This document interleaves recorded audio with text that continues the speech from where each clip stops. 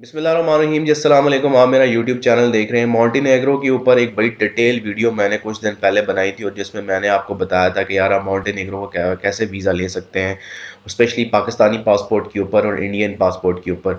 इसके ऊपर बड़ा अच्छा फीडबैक आया था हमें और मॉन्टेनेग्रो ने ये गवर्नमेंट ने ये डिसाइड किया था कि वो वीज़ा ऑन अराइवल देना स्टार्ट कर देगा मार्च में और फरवरी में। अच्छा, इसमें मैं एक चीज़ क्लियर करता चलूँ कि वो तमाम इंडियंस और पाकिस्तानी जिनके पास पाकिस्तानी पासपोर्ट है और वो इंडिया या पाकिस्तान से बाहर हैं, वो तो वीज़ा ऑन अराइवल ले सकते हैं मॉन्टेनेग्रो का।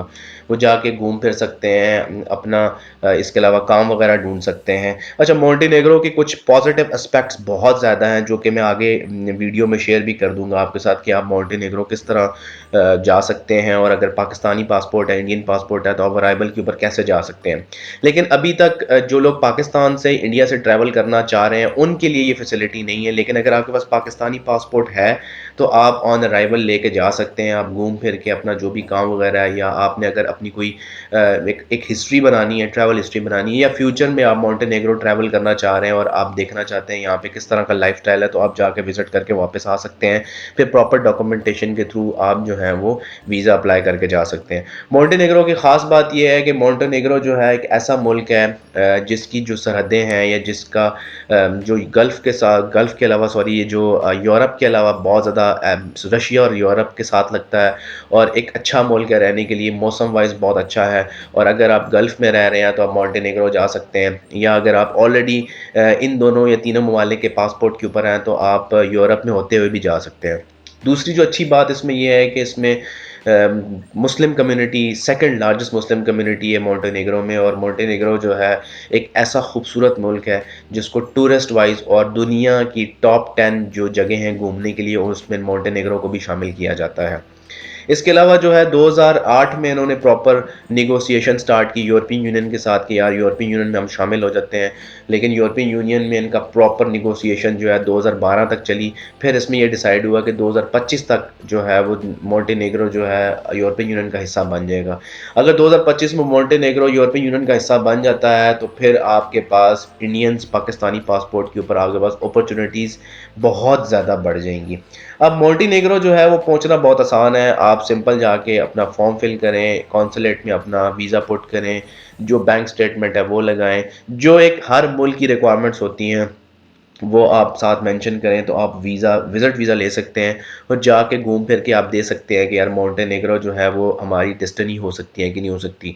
अगर आप गल्फ़ से बेहतर मुल्क की तरफ जाना चाह रहे हैं और एक सस्ते मुल्क की तरफ जाना चाह रहे हैं तो आप मॉन्टेनेग्रो को अपनी लिस्ट में शामिल कर सकते हैं।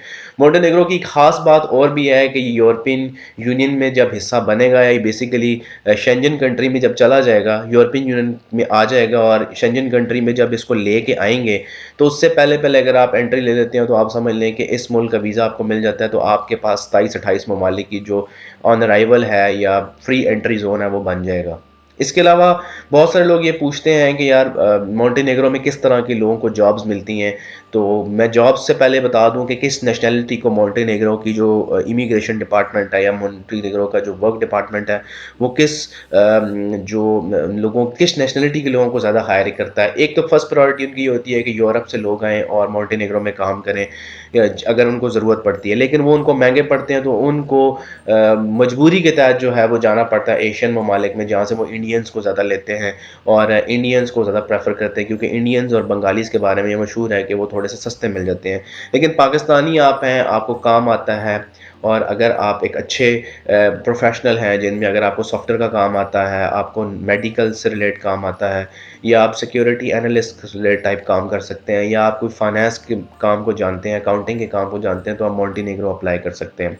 यूरोपियन यूनियन का हिस्सा होने के बावजूद ये मुल्क जो है वो अफोर्डेबल कंट्रीज़ में शामिल होता है, और अगर हम ये कहें कि बाकी ममालिक से इसका ख़र्चा पानी बहुत कम है, ख़र्चा जो है यहाँ पे लिविंग एक्सपेंसेस बहुत सस्ते हैं, फूड सस्ता है, तो ये गलत नहीं होगा।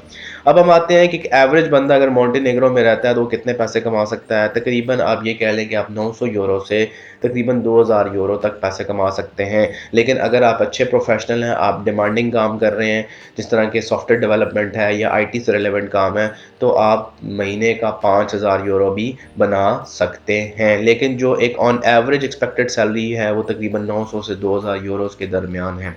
अगर आप मॉन्टेनेग्रो अप्लाई करना चाहते हैं और अगर आप पाकिस्तान में हैं ہیں یا پاکستان سے باہر ہیں یا آپ انڈیا میں ہیں انڈیا سے باہر ہیں یا آپ گلف کنٹریز میں ہیں تو آپ مونٹینیگرو کو اپنی کنٹریز اس کنٹریز کی لسٹ میں شامل کر سکتے ہیں جو کہ موسم وائز بھی بہت اچھا ہے، ایکسپینس وائز بھی سستا ہے، اور یہاں پہ آپ کو P R permanent resident card اور ٹیمپرری ریزیڈنٹ کارڈ بھی آسانی کے ساتھ مل جائے گا۔ پھر بھی آپ کو نارتھ مونٹینیگرو کے حوالے سے کوئی بھی سوال ہمیں کمنٹ سیکشن میں آپ پوچھ سکتے ہیں۔ ملتے ہیں جناب ایک نئے ملک کی ویڈیو کے ساتھ۔